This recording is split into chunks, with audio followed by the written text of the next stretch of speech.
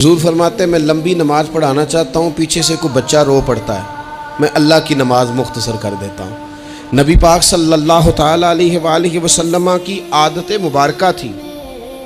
حضور سواری پہ چل رہے ہوتے تھے تو کوئی غلام ساتھ چلنا چاہتا تھا تو فرماتے تھے میرے ساتھ آ کے سواری پہ بیٹھ جا۔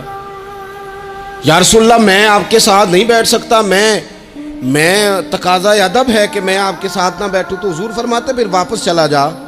میری طبیعت گوارا نہیں کرتی کہ میں سواری پہ چلوں اور میرے ساتھ جو لوگ ہیں وہ پیدل سفر کریں۔ وہ ہمارے ہاں نا جی بزرگ ناراض نہ مجھ سے ہو جائیں، ہمارے ہاں بزرگ بعضوں کا شکوہ کرتے ہیں، کہتے ہو کاکا ادھر آئے نا تو میرے نہ سلام نہیں لئی، بھئی آپ لے لیتے سلام، یہ کچھ جھگڑے والی بات ہے، آپ سلام کر دیں۔ رسول پاک کی عادت مبارکہ تھی کہ چھوٹے چھوٹے بچے گلیوں میں ہوتے تو حضور آگے بڑھ کے خود انہیں سلام کہتے،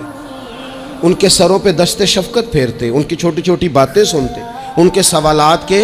جواب ارشاد فرماتے۔ اللہ کے پیارے رسول صلی اللہ تعالیٰ علیہ وسلم کا تو یہ معاملہ تھا کہ عبادت کے معاملے میں بھی جب ایک شخص نے کہا کہ یا رسول اللہ میں ساری رات نماز پڑھا کروں گا، سارا دن روزہ رکھوں گا، تو حضور نے فرمایا نہ، آنکھیں تکلیف میں آ جائیں گی، وجود تھک جائے گا۔